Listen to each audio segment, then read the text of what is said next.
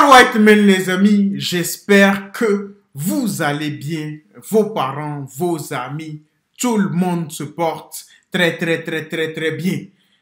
Aujourd'hui, on va réagir à Maes qui répond à Benache.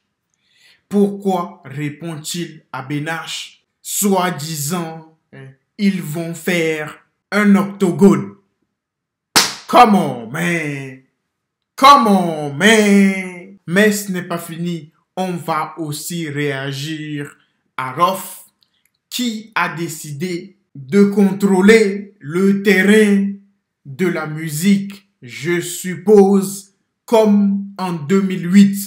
On va voir ce qu'il a essayé de nous dire par là. We gon' see, man. N'oubliez pas de vous abonner, de partager, de liker.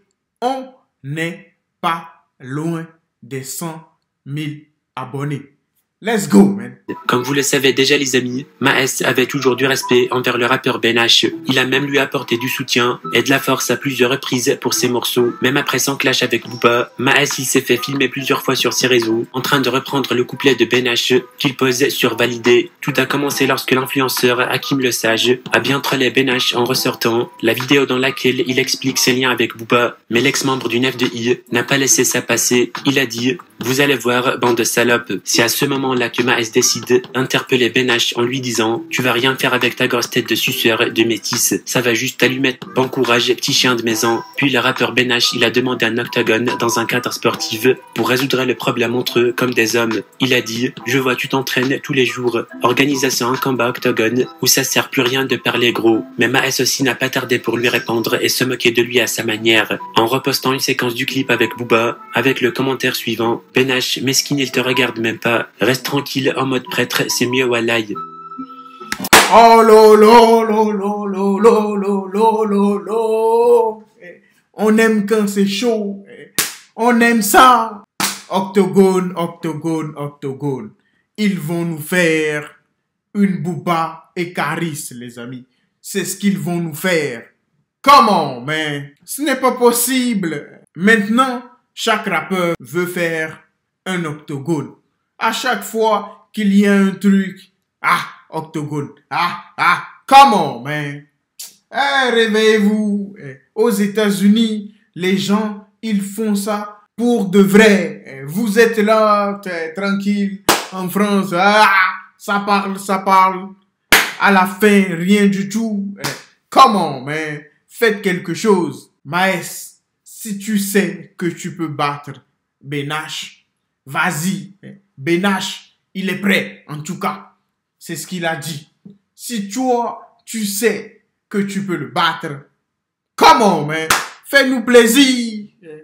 Au moins, on n'a pas pu assister à ton Bercy. Mais c'est sûr et certain, on assistera à ton octogone. C'est sûr et certain. Fais-nous plaisir. Laisse tomber le Bercy. Laisse tomber ça. Nous, on veut voir l'octogone. C'est ce qu'on veut voir. Come on, man. Rof, Booba, octogone. Caris, Booba, octogone. Octogone par là, octogone par ici, nanani. Come on, man. On en a vu de toutes les couleurs. Si vous voulez pas, ne vous vantez, laissez tomber. Agissez. Agissez. C'est ce que nous, on veut voir. De l'action. Pas des paroles. Come on, man. Maintenant, on va voir comment Rof, soi-disant, veut contrôler le secteur de la musique comme en 2008. On va voir ça. We gon' see, man. Rof révèle la stratégie utilisée par Booba pour résister au sommet du game. Très présent sur les réseaux sociaux, Rof a pris la parole ce dimanche 5 janvier pour clarifier plusieurs choses et également rapprocher le public de certaines méthodes employées par son rival Booba pour retourner la nouvelle génération contre lui. Comme vous le savez déjà les amis, Ousni souvent critiqué par le DUC sur les certifications et son niveau et sa carrière en rap. Et pour cette raison, il a décidé de dire ce qu'il pense à ce sujet, montrer comment Booba s'est inspiré de lui à l'époque avec une manière qui semble très logique. Rof il a dit, aucun single certifié avant l'arrivée des plateformes. Bien oui, à l'époque, il pouvait pas encore tricher en achetant des packs de streaming, preuve à l'appui en vidéo, carrière truquée, où est le mérite? Puis Ruff, il a dévoilé la stratégie qu'il utilise Booba contre lui précisément, bloqué en 2000, etc. Tout ça fait exprès pour cacher une stratégie de bashing organisée par Booba et sa manageuse Anne Citron via les bots pour retourner à la nouvelle génération contre Ruff, par peur que je prenne du terrain, comme en 2008. Ils sont traumatisés, mesquines, se moquaient d'une cover par exemple, comme si l'enveloppe était plus importante que son contenu. Oh lo, les amis. C'est fou, c'est dingue. Avant l'arrivée, nanani nana, on s'en fout de ça. C'est maintenant qui compte, c'est le présent. Ils disent what ils disent, man. C'est la vie. C'est comme ça. Qu'est-ce que tu veux, Ruff? Tu veux quoi?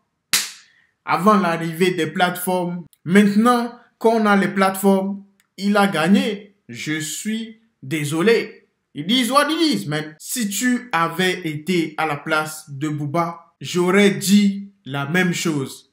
La vie, c'est comme ça. Des fois, tu as de la chance. Des fois, tu n'en as pas. Mais il faut continuer par bosser et prier Dieu Tout-Puissant pour avoir cette chance la prochaine fois. Dites-moi ce que vous en pensez en commentaire. Life is life, man.